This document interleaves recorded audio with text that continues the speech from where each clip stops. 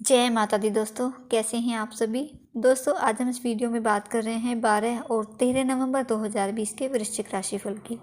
जानते हैं कि नवंबर माह के ये 2 दिन आपके लिए कैसे रहेंगे। साथ ही धनतेरस को लेकर भी लोगों में असमंजस की स्थिति बनी हुई है, तो धनतेरस किस दिन मनाना शुभ रहेगा। साथ ही धनतेरस के दिन लक्ष्मी जी और गणेश जी की प्रतिमा खरीदते समय किन किन विशेष बातों को ध्यान में रखना चाहिए, ये सभी जानेंगे। दोस्तों राशिफल जानने से पहले 12 और 13 नवंबर का पंचांग जान लेते हैं। पहले बात करेंगे 12 नवंबर की। 12 नवंबर दिन गुरुवार है। कार्तिक मास कृष्ण पक्ष की द्वादशी तिथि रहेगी। विषु कुंभ नाम का इस दिन योग बन रहा है और हस्त नक्षत्र रहेगा। अभिजीत मुहूर्त सुबह 11:43 से दोपहर 12:26 तक का है। राहु काल का समय दोपहर 1:26 से 2:46 तक का रहेगा। बात करते हैं 13 नवंबर की। 13 नवंबर दिन शुक्रवार रहेगा। कृष्ण पक्ष की त्रयोदशी तिथि है। सुबह 11:42 तक प्रीति योग बन रहा है और उसके बाद आयुष्मान नाम का योग बनेगा। चित्रा और स्वाति नक्षत्र है इस दिन। अभिजीत मुहूर्त सुबह 11:43 से दोपहर 12:25 तक का है। राहु काल का समय सुबह 10:44 से दोपहर 12:05 तक का रहेगा। और अब बात करते हैं वृश्चिक राशिफल की। जानते हैं कि ये 2 दिन आपके लिए कैसे रहेंगे। तो ये समय आपके लिए बहुत ही लाभकारी साबित होगा। बहुत ही अनुकूल समय है आपके लिए। मौज मस्ती और मनपसंद काम करने के ये दिन आपके लिए रहेंगे। इस समय दोस्त और परिवार आपके उत्साह को बढ़ाएंगे। आपके व्यापार में धन लाभ के योग बनेंगे। व्यापार आपका अच्छा चलेगा। दैनिक आय आपकी बढ़ेगी। इस समय धन लाभ के योग आपके लिए रहेंगे। इसीलिए नया काम शुरू करने के लिए, व्यापार में पैसा लगाने के लिए बहुत ही अच्छे दिन आपके लिए रहेंगे। बहुत ही शुभ समय है। इन दिनों कार्य क्षेत्र में विस्तार की योजना बनेगी। आप अच्छा प्रदर्शन करोगे और अच्छा लाभ आपको होगा। आपको अपने सभी कार्यों में इस समय सफलता मिलेगी। अचानक पैसों के लेन देन वाले व्यापार में भी आपको मुनाफा रहेगा।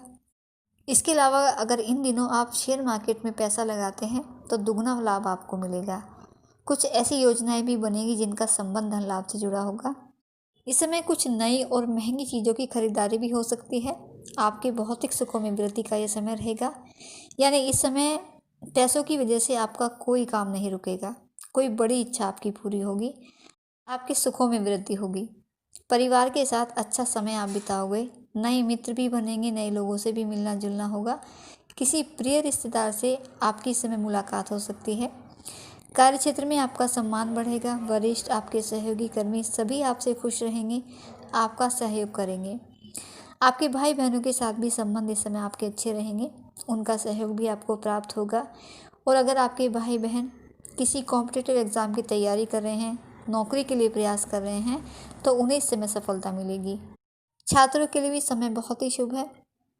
आपका पढ़ाई में खूब मन लगेगा और अपनी मेहनत के अच्छे रिजल्ट भी आपको मिलेंगे।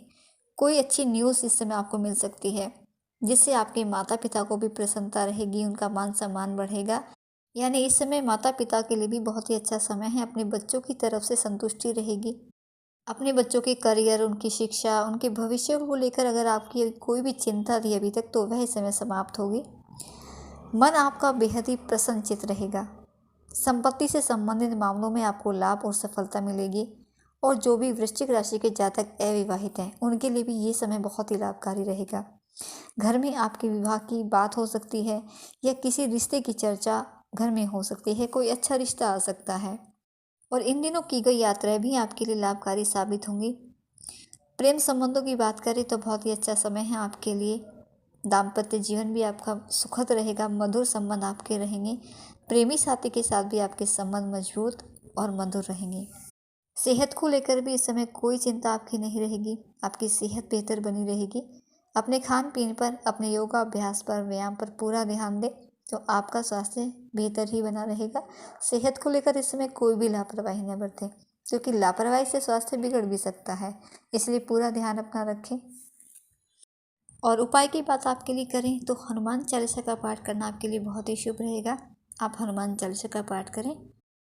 और दोस्तों धनतेरस को लेकर भी लोगों में बड़ी असमंजस की स्थिति बनी हुई है कि 12 नवंबर को है धनतेरस या 13 नवंबर को है। तो क्योंकि 13 नवंबर को त्रयोदशी पर्वकालीन के साथ उदय काल में भी है, जो बहुत ही श्रेष्ठ है। 13 नवंबर को पर्वकालीन त्रयोदशी शुक्रवार, चित्रा नक्षत्र, स्वाति नक्षत्र का संयोग, प्रीति और आयुष्मान योग एवं बुधादित्य योग इस पर्व को बहुत ही खास बना रहा है।